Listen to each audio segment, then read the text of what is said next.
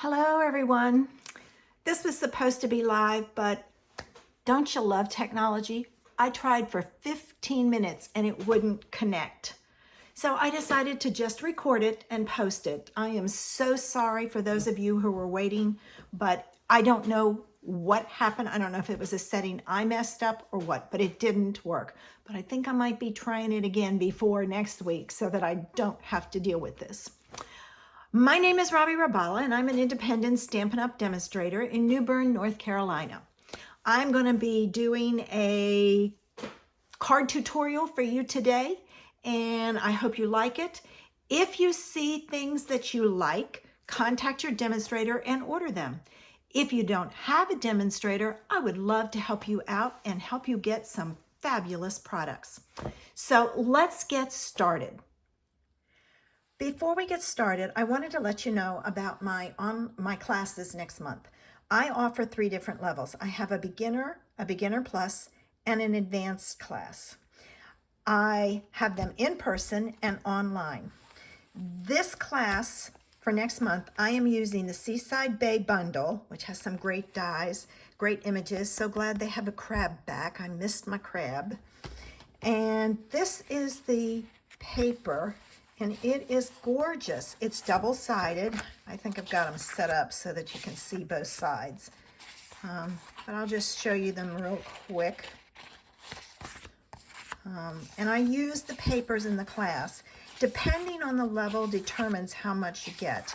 If you go for the beginner plus, you get a 1/4 of a package. If you do the advanced, you get a 1/2 a package. I'm also using the flat back pearls. I don't have them here, but they're on my cards.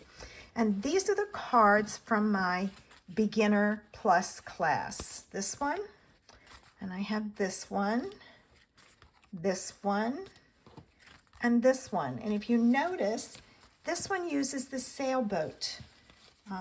This one uses the friends are like seashells. I wanted to show you that just because you may not have the stamp set that I'm using, you can easily use what you have. Now, if you're interested in registration information, the link will be in the information section below. All right, for today's card, I'm using Oceanfront with a piece of that By the Bay to show you how you can use this with it.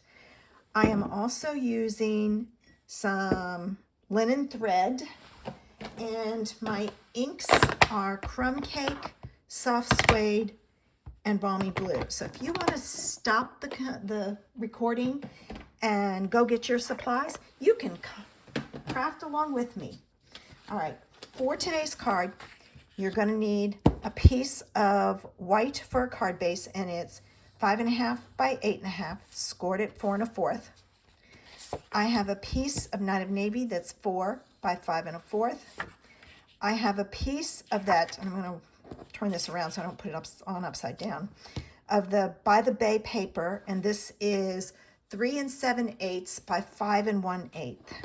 All right, I have a piece of Crumb Cake that is 3 1/8 by 3 1/8 by 4 1/8, and then a piece of white that is 3 by 4.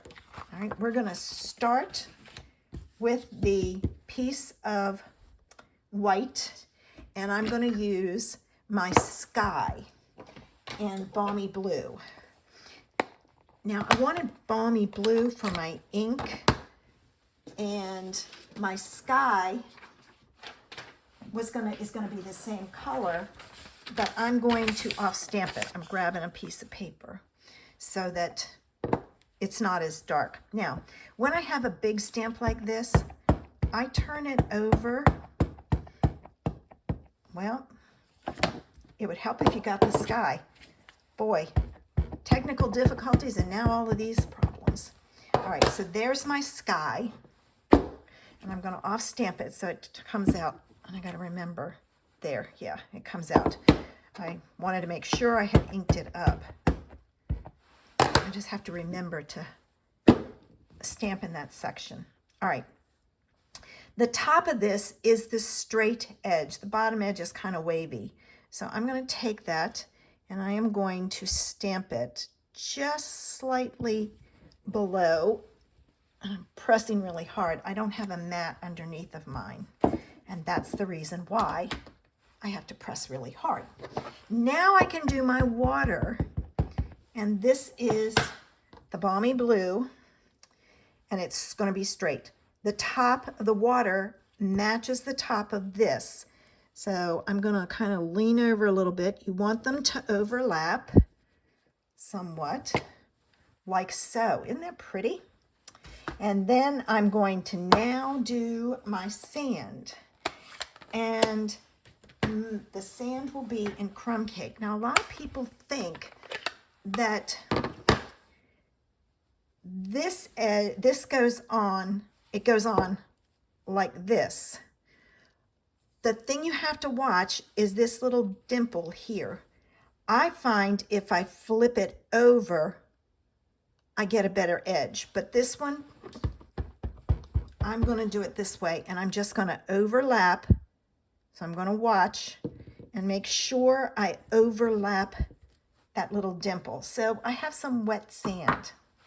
All right, now that I've got my background done, it's time to add some fun pieces. And I'm going to add, with soft suede, some grass. So I'm going to add this grass here. I think my soft suede needs to be inked. And I'm going to add the other one here. There. It is a little darker, but not much. Definitely need to. That's how you can tell when you need to re-ink it. Now, this piece is going to get mounted onto the crumb cake.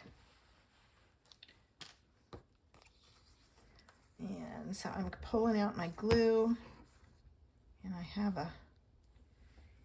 a hitchhiker.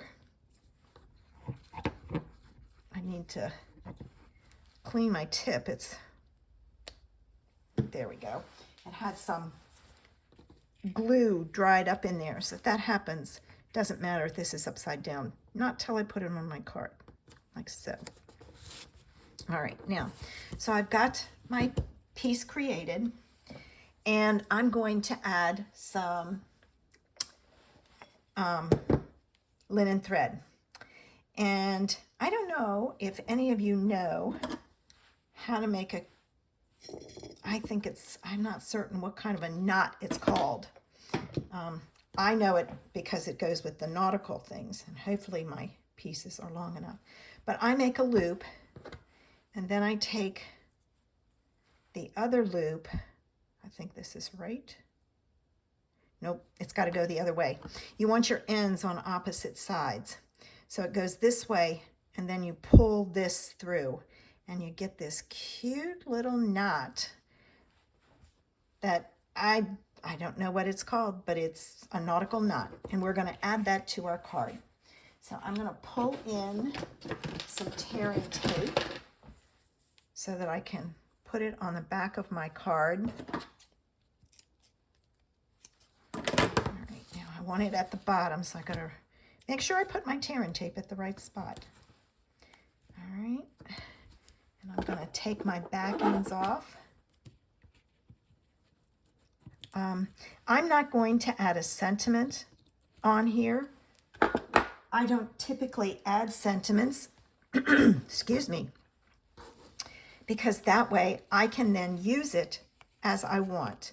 All right, I'm going to put this on here, and I've got to flip my tails around to the back like so. And this one goes on like this, and my tails go around. And I'm going to add a piece of tearing tape on top of that real quick so it doesn't release on me. And then I'll trim my ends. Okay, there. Now I'm going to trim my ends. All right, we're ready to put our card together and get rid of this. With my card base, I'm going to fold and burnish it. Make sure you use a bone folder for a crisp edge. That's important. You want a crisp edge. I've tried using my finger and fingernail. I know other ladies do it. I have not had luck with it. All right, so here is my piece that I'm going to add next. All right. Oh, I might need to, there it comes. I was gonna say, I might need to either refill my bottle or clean out my tip. And I just soak my tip in warm water and it cleans it out.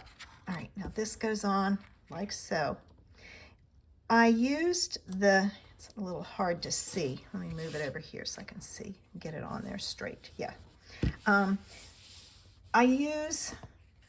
don't remember what I was going to say. Oh, I know now.